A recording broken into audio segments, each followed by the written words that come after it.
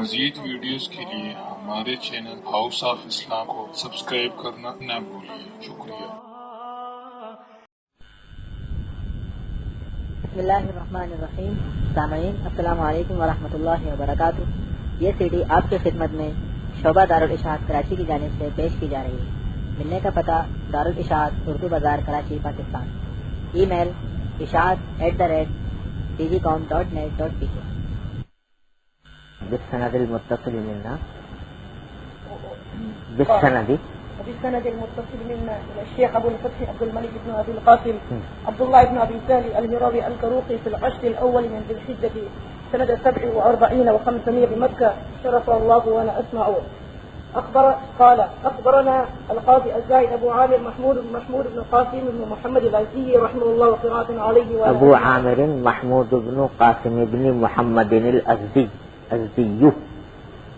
محمود بن قاسم بن محمد الأزدي رحمه الله وقراءة عليه وأنا أسمع في ربيع الأول من سنة 82 و400.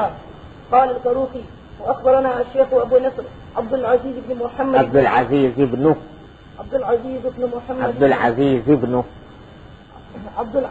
بن محمد بن علي محمد بن علي بن إبراهيم الترياقي، والشيخ والشيخ أبو بكر أحمد بن عبد الصمد بن أبي الفضل بن أبي حامد الوردي رحمهم الله قراءة عليهما وأنا أسمع في ربيع الآخر من سنة 81 و400. قالوا أخبرنا أبو محمد عبد الجبار بن محمد بن عبد الله بن أبي الجراح الجراحي المروزي المرزباني قراءة عليه. قال أخبرنا أبو العباس محمد بن أحمد بن محبوب بن وزين المحبوبي المروزي، فأقر به الشيخ الثقة الأمين. قال أخبرنا أبو عيسى محمد بن عنيس بن ثورة بن موسى ثورة بن موسى الترمذي الحافظ قال أبو طهارة عن رسول الله صلى الله عليه وسلم. باب ما جاء لا تقبل صلاة بغير طهور. وبه قال حدثنا قتيبة بن سعيد قال أخبرنا أبو عوانة عن سماك بن حرب قال حدثنا هناد قال حدثنا وقيع عن إسرائيل عن سماك عن مصعب بن سعد عن ابن عمر عن النبي رضي الله تعالى عنهما عن ابن عمر رضي الله تعالى عنه عن النبي صلى الله عليه وسلم قال لا تقبل صلاة بغير طهور ولا صدقة من غلول. قال هناد في حديثه إلا بطهور. بسم الله الرحمن الرحيم. باب ما جاء لا تقبل صلاة بغير طهور. وبه قال حدثنا قتيبة بن سعيد قال أخبرنا أبو عوانة عن سماك بن حرب قال وحدثنا هناد قال حدثنا وقيع عن إسرائيل عن سماك عن مصعب بن سعد رضي الله تعالى عنهما وعن ابن عمر رضي الله عنه عن النبي صلى الله عليه وسلم قال لا تقبل صلاة بغير طهور ولا صدقة من غلول. قال حناد في حديثه إلا بطهور. قال أبو عيسى هذا الحديث أصح شيء في هذا الباب وأحسن. وفي الباب عن أبي المليح عن أبيه وأبي هريرة وأنس أبو المليح ابن أسامة اسمه عامر ويقال زيد بن أسامة ابن أمير الخزري. بسم الله الرحمن الرحيم. باب ما جاء لا تقبل صلاة بغير طهور. وبه قال حدثنا قتيبة بن سعيد قال أخبرنا أبو عوانة عن سماك بن حرب قال وحدثنا حناد قال حدثنا وكيع عن إسرائيل عن سماك عن مصعب بن سعد رضي الله تعالى عنهما عن ابن عمر رضي الله تعالى عنهما وعنهم قال عن النبي صلى الله عليه وسلم قال لا تقبل صلاة بغير طهور ولا صدقة من غلول. قال حناد في حديثه إلا بطهور. بسم الله الرحمن الرحيم. باب ما جاء لا تقبل صلاة بغير طهور. وبه قال حدثنا قتيبة بن سعيد قال أخبرنا أبو عوانة عن سماك بن حرب قال وحدثنا حلاد قال حدثنا وكيع عن إسرائيل عن سماك عن مصعب بن سعد عن ابن عمر رضي الله تعالى عنهما وعنهم عن النبي صلى الله عليه وسلم قال لا تقبل صلاة من غير طهور ولا صدقة من غلول. قال هناد في حديثه إلا بطهور. بسم الله الرحمن الرحيم. باب ما جاء لا تقبل الصلاة بغير طهور. وبه قال حدثنا قتيبة بن سعيد قال أخبرنا أبو عوانة عن سماك بن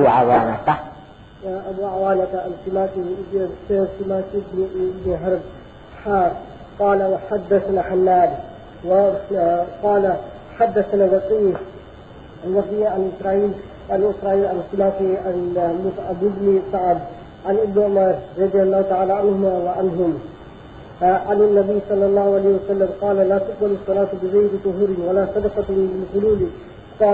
قال حلاد في حديثه إلا بالطهور. بسم الله الرحمن الرحيم. باب ما جاء لا تقبل صلاة بغير طهور. وبه قال حدثنا قتيبة بن سعيد قال أخبرنا أبو عوانة عن سماك بن حرب قال وحدثنا هناد قال حدثنا وكيع عن إسرائيل عن سماك عن مصعب بن سعد عن ابن عمر رضي الله عنهما وعنهم عن النبي صلى الله عليه وسلم قال لا تقبل صلاة من غير طهور ولا صدقة من غلول. قال هناد في حديثه إلا بطهور.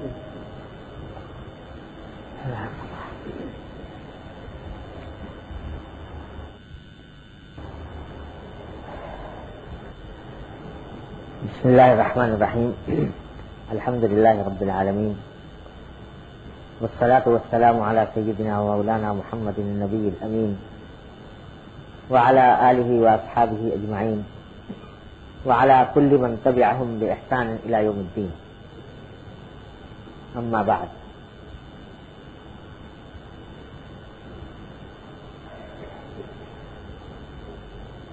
آج اس مدرسے میں حاضری کی سعادت نصیب ہوئی اور جس جذبے کے ساتھ مدرسے میں کام ہو رہا ہے اس کو دیکھ کر دل مسرور ہوا. دعا نکلی کہ اللہ تبارک و تعالی اس کام میں ظاہری اور باطنی برکات عطا فرمائے. مجھ سے یہ فرمائش کی گئی کہ چونکہ انشاءاللہ آئندہ سال سے اس مدرسے میں دورہ حدیث کا آغاز ہو رہا ہے، اس لیے ترمذی شریف کے درس کا افتتاح مجھ ناکارہ سے کرایا جائے. اور یہ بھی زمانے کی ستم ظریفی ہے کہ زمانے کے انحطاط کی اور زوال کی انتہا ہے کہ مجھ جیسے ناکارہ فرد کے لیے سے صحیح بخاری کے ختم یا کسی حدیث کی کتاب کے آغاز کی فرمائش کی جائے. زمانے کا انحطاط اس حد تک پہنچ گیا کہ اب ہم جیسوں سے بھی یہ فرمائش کی جانے لگی. تو وہ آپ حضرات نے جو طالب علم ہیں انہوں نے حماسہ میں شعر پڑھا ہوگا کہ ذهب الكرام فسدت غیر مسودی ومن الشقاء تفردی بالسوددی ذهب الذين يعاش في اکنافهم وبقيت منهم كالبعير الاجردی. تو یہ زمانے کے انحطاط اور زوال کا ساختانہ ہے کہ نوبت یہاں تک پہنچ گئی. لیکن بہرحال تعمیل حکم کی خاطر یہ درس کا آغاز کر دیا گیا. اللہ تبارک و تعالی اپنی رحمت سے مجھے آپ کو دونوں کو اس افتتاح کی برکات سے سرفراز فرمائیں. جہاں تک جامع ترمذی اور وہ حدیث جو اس وقت پڑھی گئی ہے اس کی علمی تفصیلات اور تشریح کا تعلق ہے، انشاءاللہ جب درس باقاعدہ شروع ہوگا تو متعلقہ استاد آپ کو اس کی تفصیلات انشاءاللہ بتائیں گے. اس وقت یہ سامنے آ جائیں گی،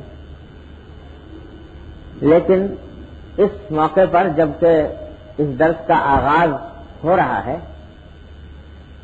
میں ان علمی باتوں سے ہٹ کر چند گزارشات عرض کرنا چاہتا ہوں جن کا پہلا مخاطب خود میں ہوں، اور اس کے بعد سب حضرات جو اس مجلس میں تشریف فرما ہیں۔ نکات سے اور علمی تحقیقات سے اور علمی تحقیقات سے نہیں ہے جو ترمذی کے درس کی خاصیت سمجھی جاتی ہے،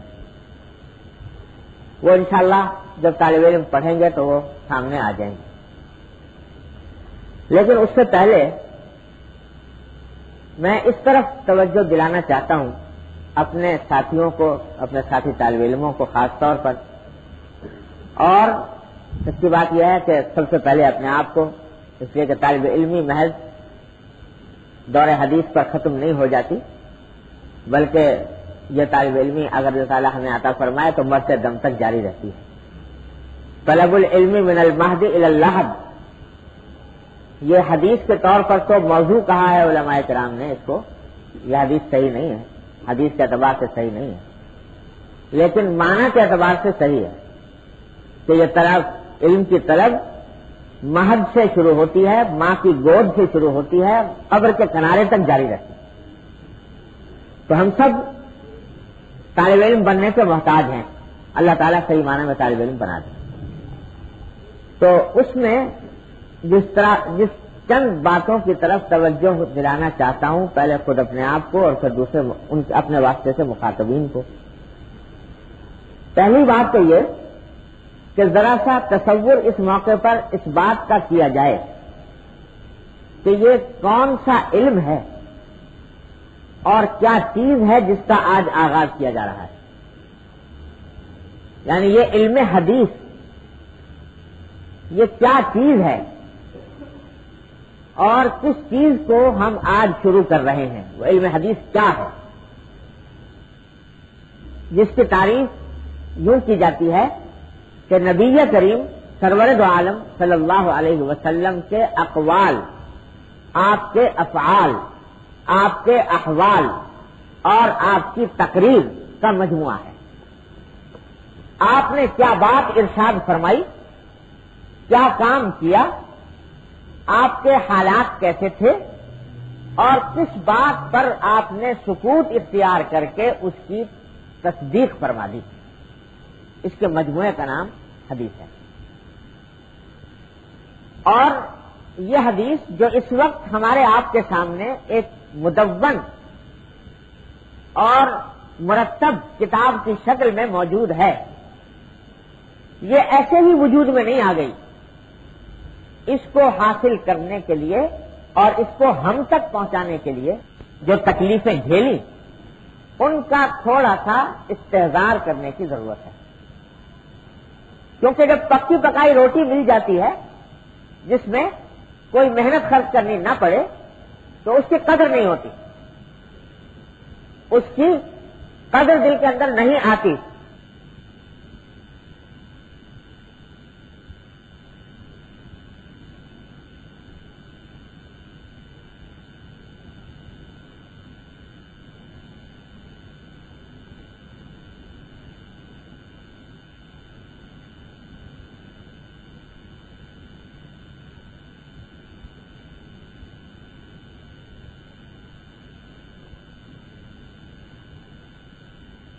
یوں کی جاتی ہے کہ نبی کریم سرور دو عالم صلی اللہ علیہ وسلم کے اقوال، آپ کے افعال، آپ کے احوال اور آپ کی تقریر کا مجموعہ ہے۔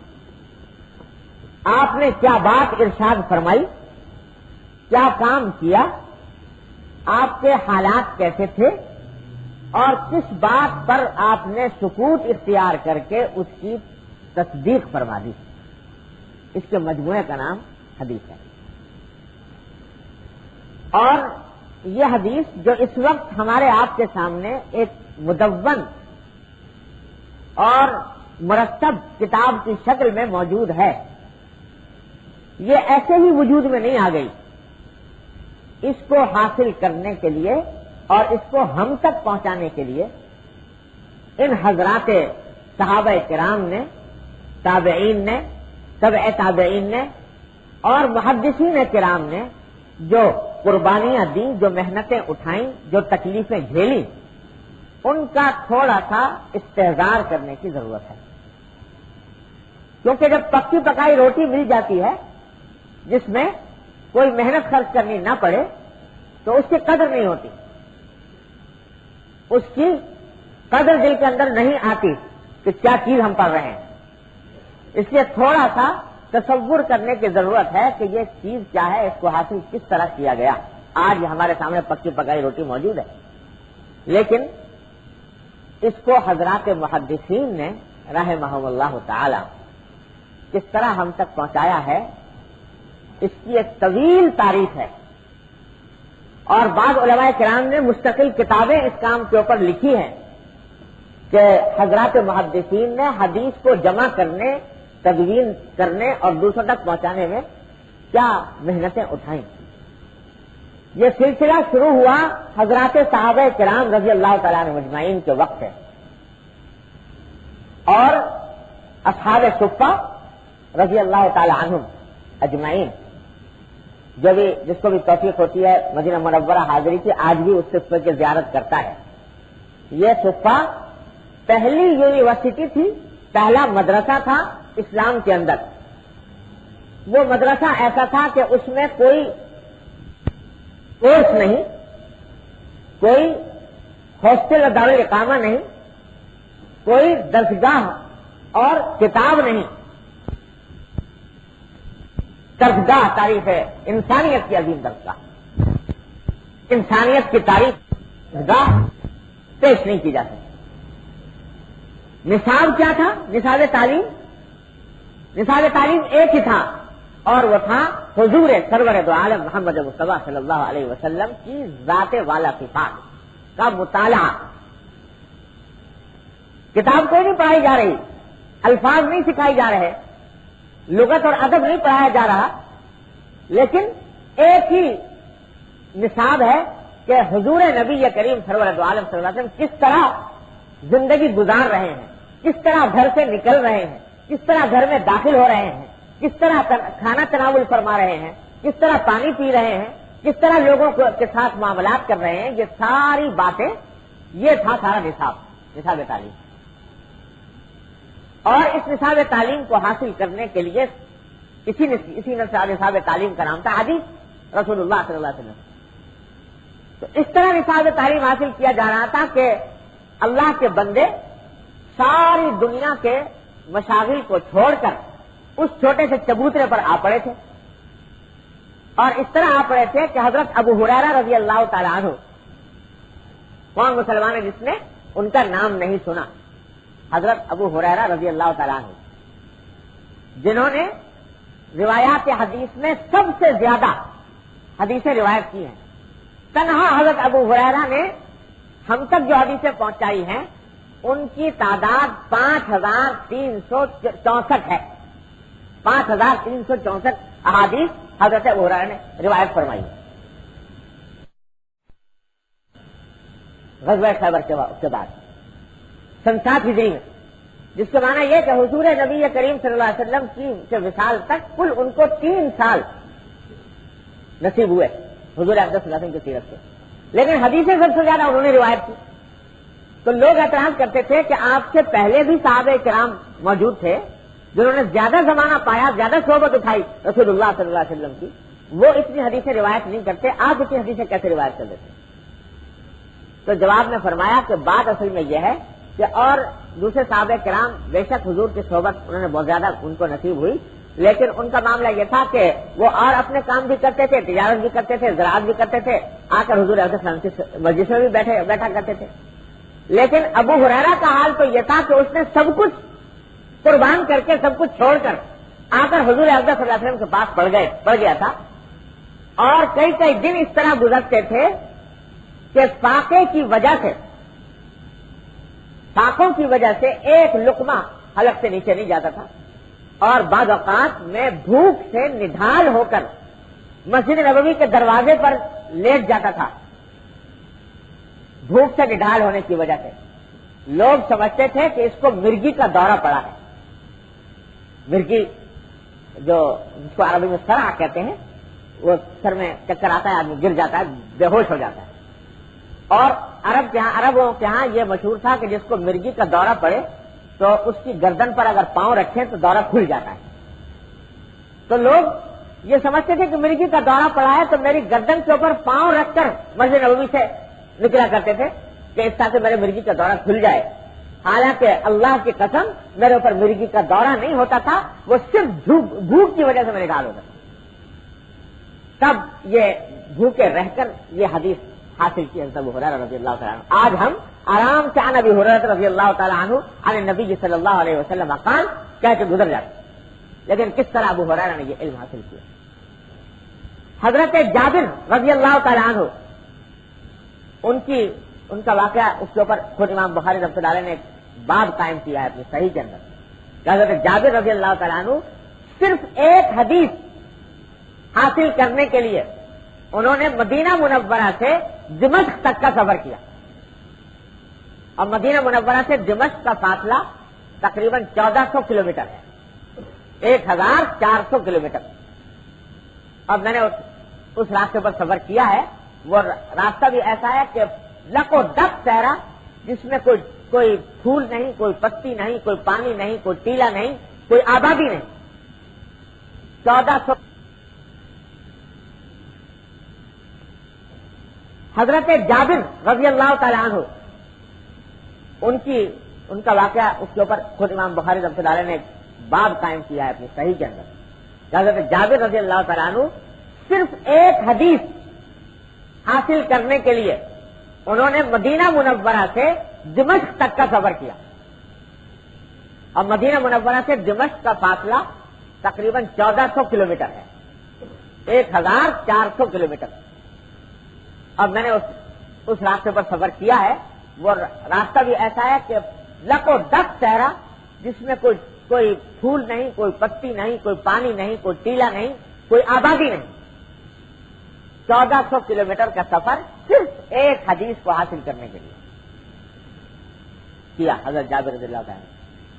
حضرت عبداللہ بن عباس رضی اللہ تعالیٰ عنہ فرماتے ہیں، جو چچا زاد بھائی ہیں رسول اللہ صلی اللہ علیہ وسلم سے، جب سرکار دو عالم صلی اللہ علیہ وسلم کا وصال ہوا تو حضرت عبداللہ بن عباس کی عمر 10 سال تھی، چھوٹے سے بچے تھے.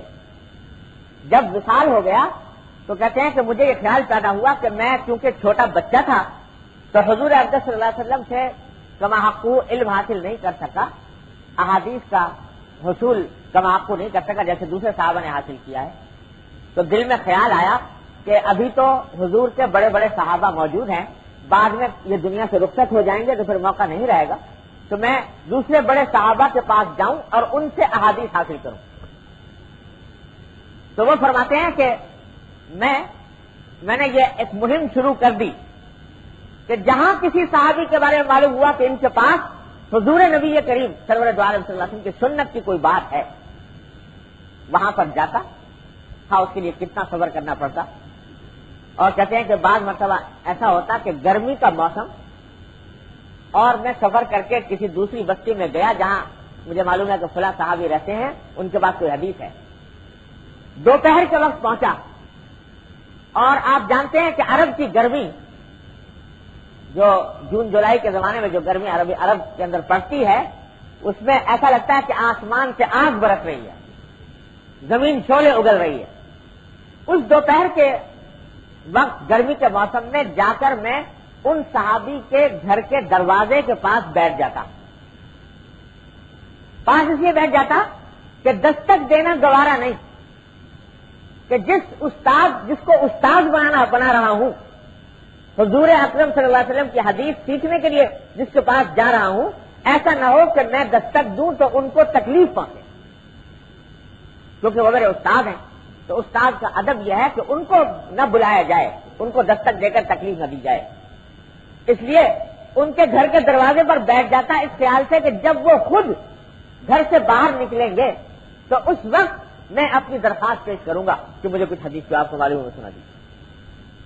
تو کہتے ہیں کہ بعض اوقات ایسا ہوتا ہے دوپہر کا وقت لو چل رہی ہے، ریت کا طوفان ہے، اور اس لو اور ریت کے عالم میں لوگ اپنے گھروں کے اندر بند ہو جاتے ہیں، دروازہ سارے دوپہر نہیں کھولتے تاکہ لو اور ریت سے بچے رہیں. تو میں سارے دوپہر دروازے پر بیٹھا رہتا، لو کے تھپیرے مجھے آ کر لگتے رہتے اور ریت میرے جسم کے اوپر سوار ہوتی رہتی اور میرے پورے جسم کے اوپر ریت کی ایک تہ جم جاتی.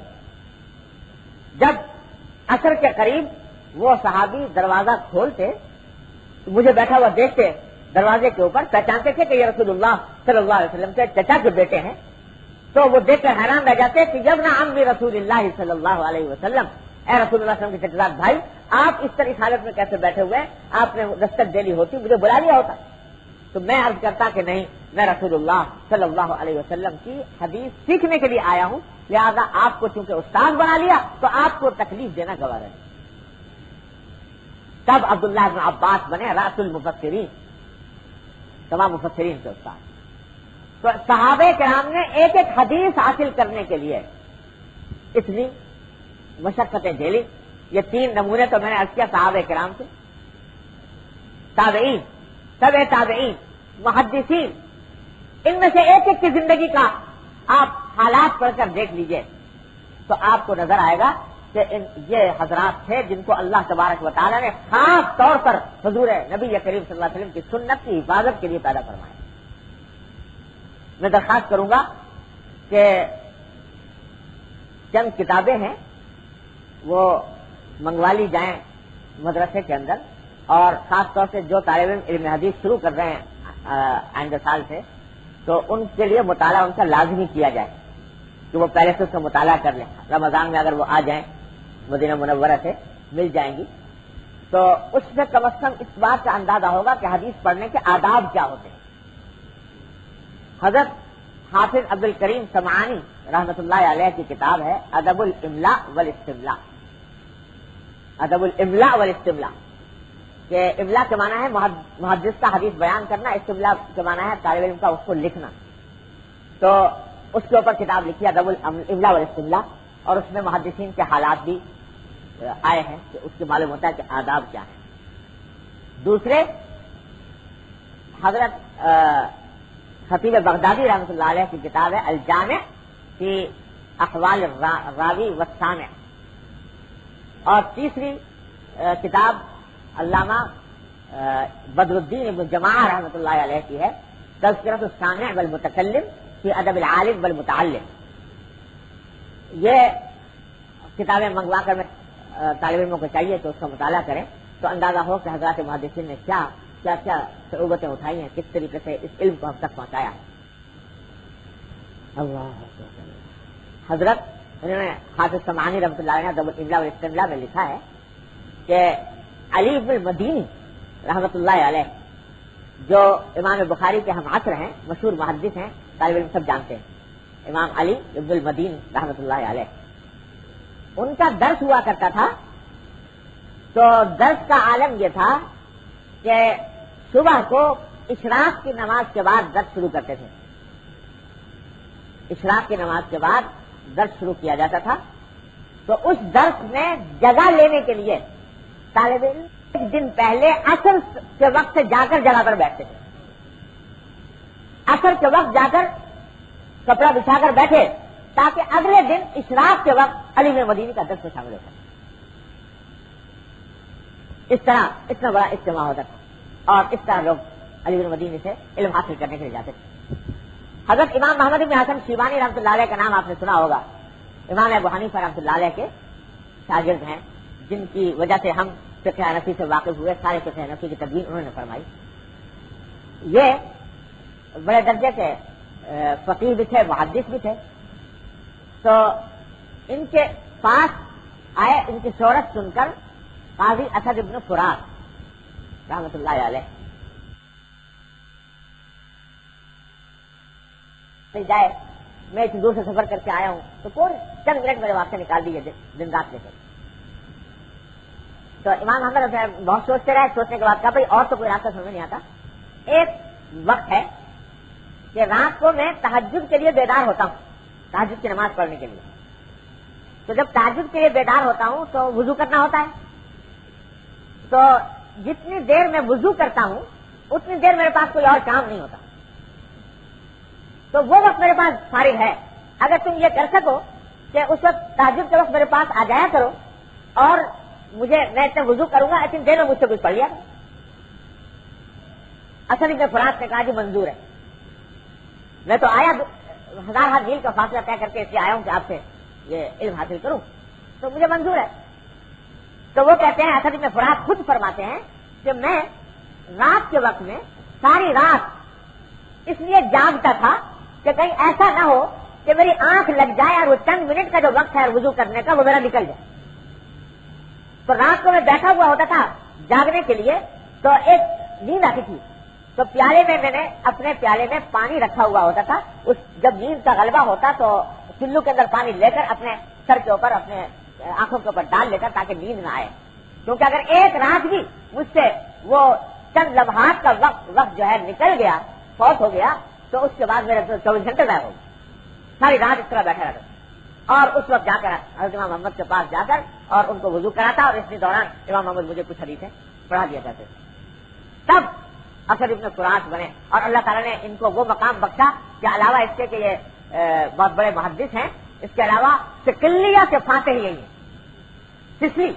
سسلی کو فتح کرنے والے یہی قاضی اثر ابن فرات ہیں، اور اللہ تعالیٰ نے بعد میں ان کے ہاتھوں پر سسلی فتح کرایا، پھر وہاں پر قاضی بنے اور علوم کو پھیلایا اس علاقے سے. ایک دو مثالیں نہیں ہیں، پوری تاریخ کے اوراق الٹ کر دیکھ لیجئے. ہمارے ایک ایک محدثین اور فقہاء کرام کے اندر ایک سے ایک شخص ملے گا جس نے کہ قربانیاں دے کر اس علم کو حاصل کی. حضرت بقی ابن مخلد،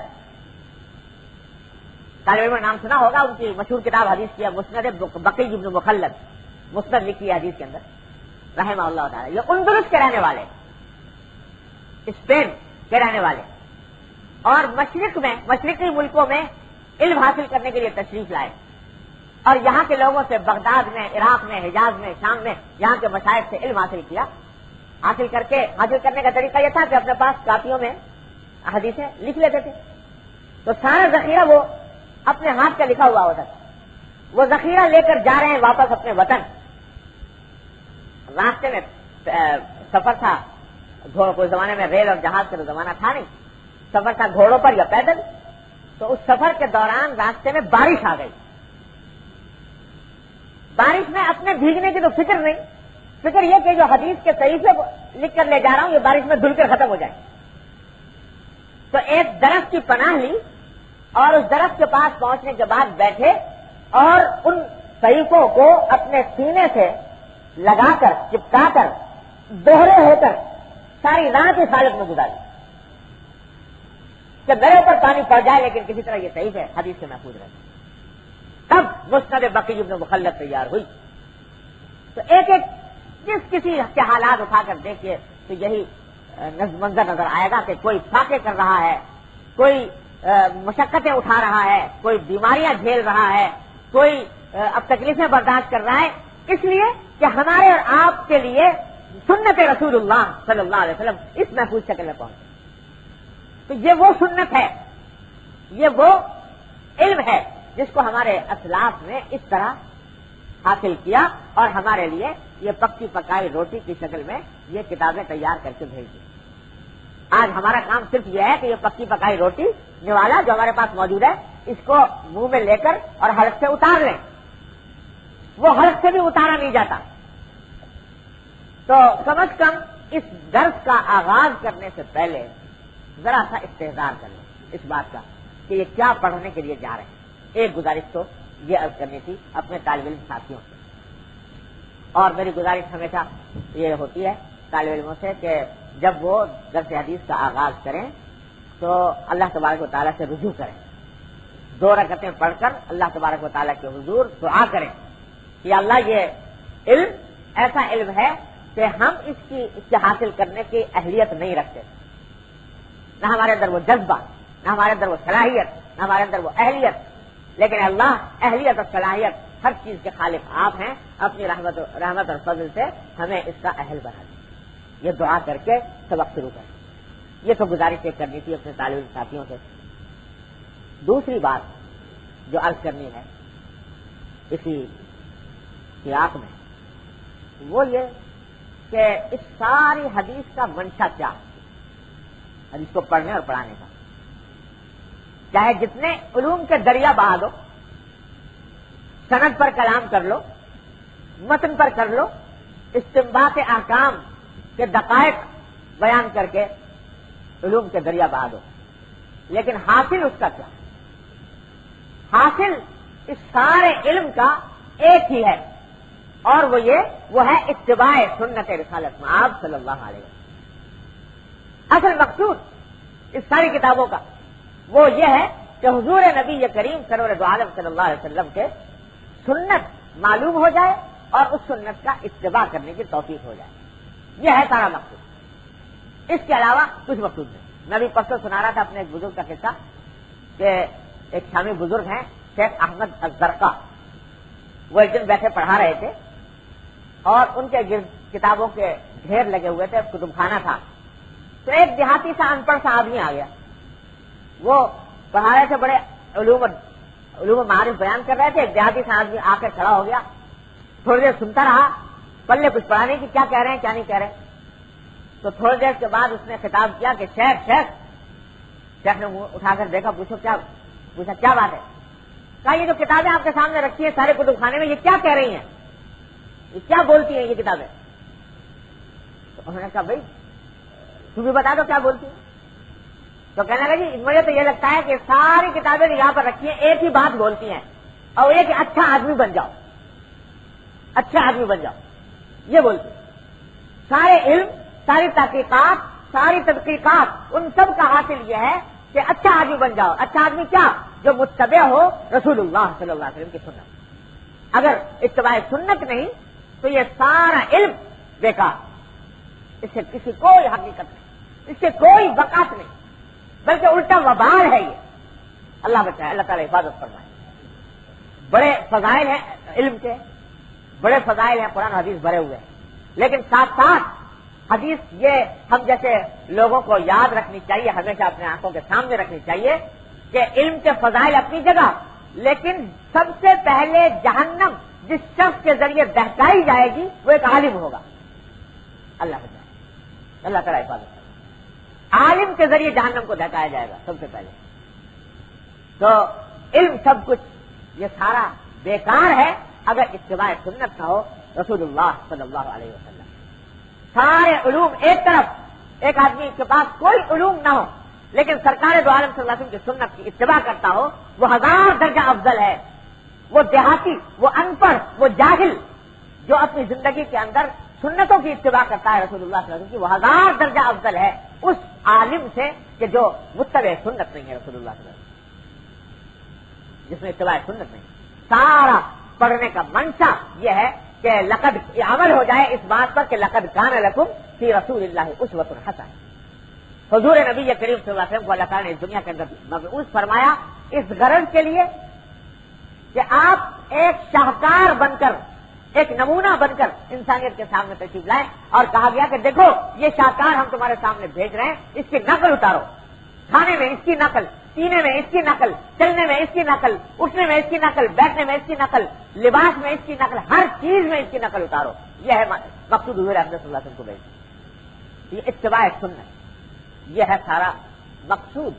اگر ساری تحقیقات یاد ہو گئی، سب کچھ ہو گیا، لیکن اتباع سنت حاصل نہ ہوا تو یاد رکھو سب تحقیقات دھری رہ جائیں گی، سب دھری رہ جائیں گی، ان کا کوئی حاصل نہیں.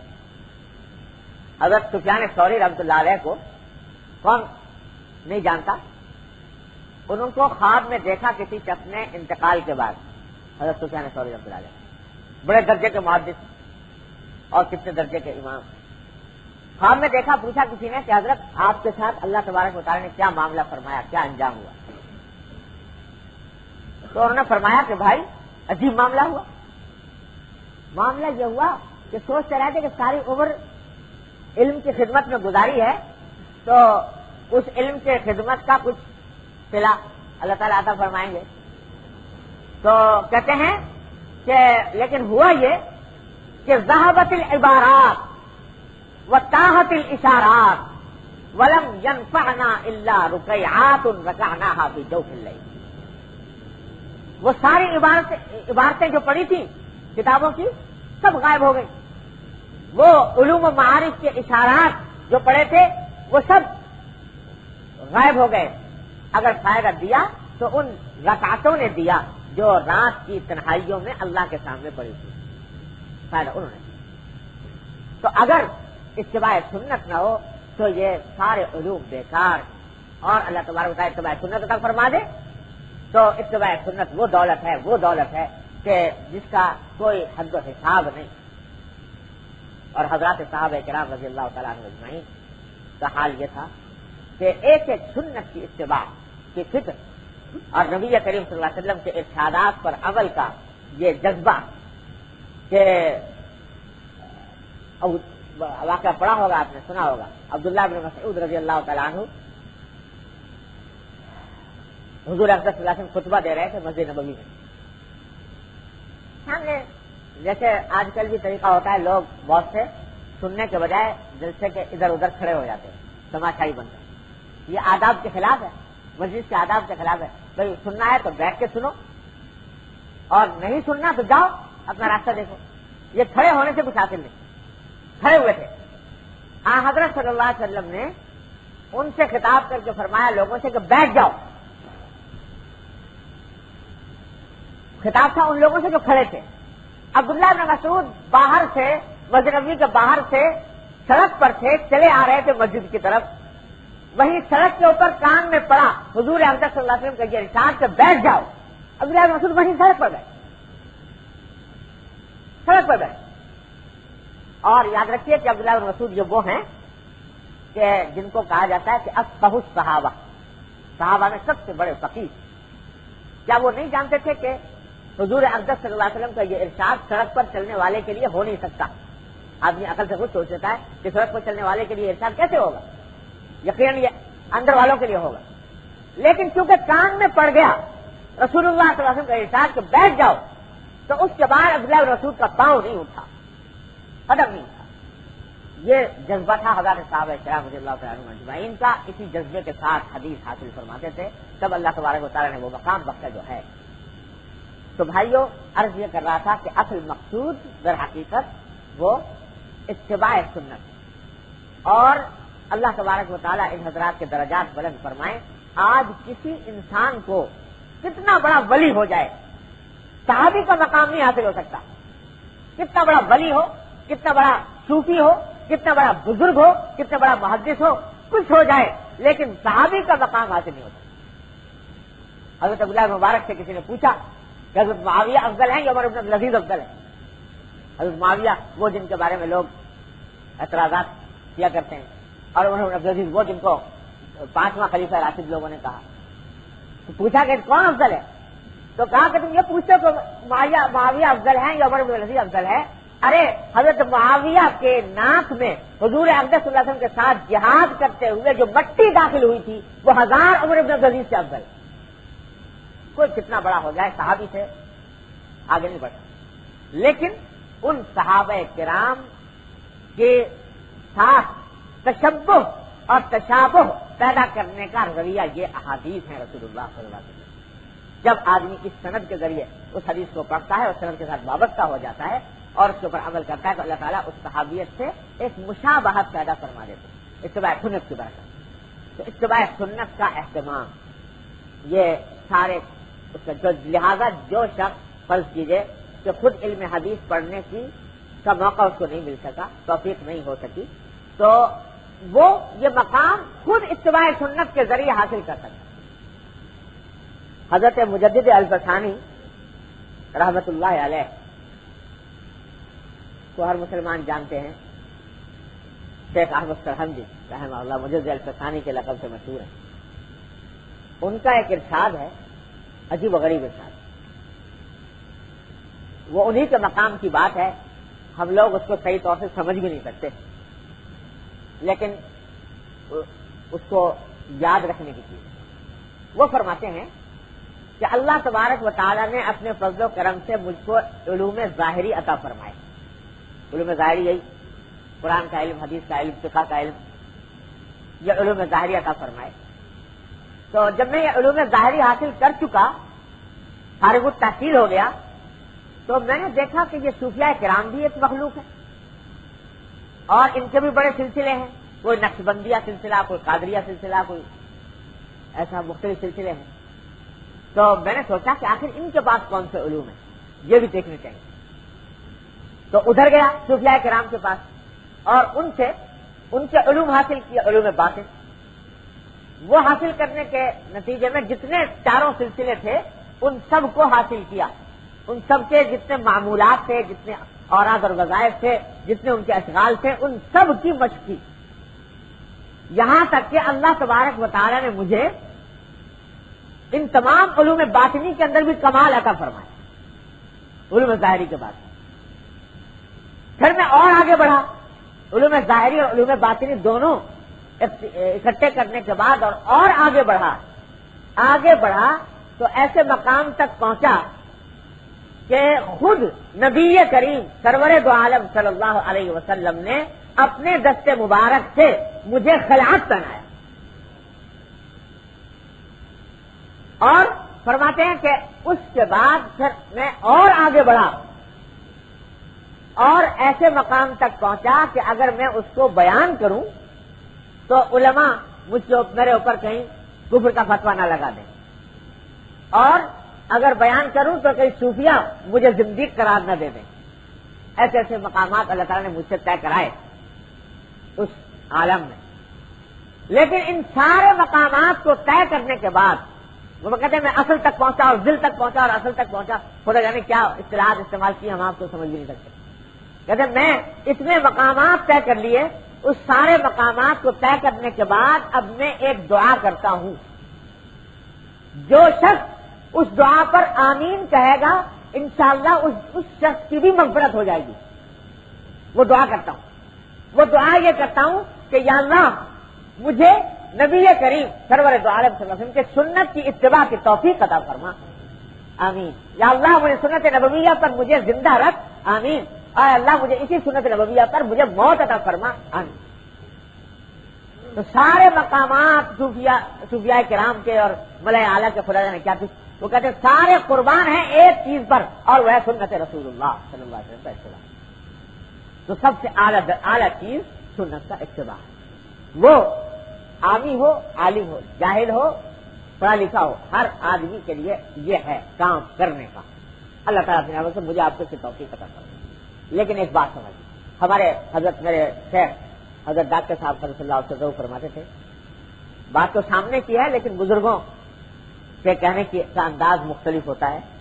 قرآن کریم نے فرمایا کہ قل ان کنتم تحبون اللہ فاتبعونی یحببکم اللہ، کہ اگر تم اللہ سے محبت رکھتے ہو تو میری اتباع کرو، اللہ تم سے محبت کرے گا، اللہ کے محبوب بن جاؤ گے. تو حضرت فرماتے تھے کہ بھائی اس کا تقاضا یہ ہے کہ سرکار دو عالم صلی اللہ علیہ وسلم کی جتنی سنتیں ہیں ان میں سے کوئی سنت جو بظاہر چھوٹی سی نظر آتی ہو، یاد رکھو حضور کی کوئی سنت چھوٹی سنت نہیں، لیکن اگر ظاہر میں چھوٹی نظر آتی ہو تو اس میں سے چھوٹی سے چھوٹی سنت کے بھی اتباع کرو گے، اتباع کی نیت سے. جس وقت وہ کام کر رہے ہوگے اللہ کے محبوب ہوگے. حضور اقدس صلی اللہ علیہ وسلم جب بیت الخلاء میں تشریف لے جاتے تو بایاں پاؤں پہلے رکھتے اور رکھنے سے پہلے دعا پڑھتے اللہم انی اعوذ بک من الخبث والخبائث. تو فرمایا کہ ایک شخص اگر اس نیت سے کہ حضور نبی کریم صلی اللہ علیہ وسلم یہ عمل کرتے تھے، اس نیت سے بایاں پاؤں رکھ رہا ہے، بظاہر بیت الخلاء میں جا رہا ہے اور اس نیت سے کہ میں اتباع کر رہا ہوں سرکار دو عالم صلی اللہ علیہ وسلم، جس وقت بیت الخلاء میں یہ پاؤں رکھ رہا ہے اس وقت وہ محبوب ہے اللہ تبارک و تعالی، اس واسطے کہ اللہ کے محبوب کی سنت پر عمل کرنا. تو بھائی کوئی سنت چھوٹی نہیں ہے رسول اللہ صلی اللہ علیہ وسلم. چلنے میں، پھرنے میں، اٹھنے میں، بیٹھنے میں، کھانے میں، پینے میں کوئی عمل ایسا نہیں جو چھوٹا ہو سرکار دو عالم سب رہتے ہیں. لیکن ایک بات جس کی طرف میں خاص طور سے متوجہ کرنا چاہتا ہوں، اللہ تعالیٰ اپنی رحمت سے اس کی توفیق عطا فرمائے، وہ یہ ہے کہ چھوٹی سنت تو کوئی نہیں، ساری سنتیں قابل عمل ہیں. لیکن ایک مسئلہ اکثر و بیشتر ہمارے ذہنوں سے اوجھل ہو جاتا ہے، وہ یہ کہ حضور اقدس صلی اللہ علیہ وسلم کی چند سنتیں تو ایسی ہیں جن کو ہم نے اور آپ نے سنت سمجھا ہے ان کا پورا اتباع کرنے کا الحمدللہ اہتمام ہوتا ہے. مثلا داڑھی رکھنی سنت رسول اللہ صلی اللہ علیہ وسلم کی، اس کا اہتمام الحمدللہ متدین لوگوں کے اندر پایا جاتا ہے. پانی جو ہے بیٹھ کے پینا چاہیے، 3 سانس میں پینا چاہیے، بیت الخلاء میں اس طرح جانا چاہیے، مسجد میں اس طرح داخل ہونا چاہیے، سوتے وقت یہ پڑھنا چاہیے، اٹھتے وقت یہ پڑھنا چاہیے. الحمدللہ متدین گھرانوں میں ان سنتوں کا فی الجملہ اہتمام ہے.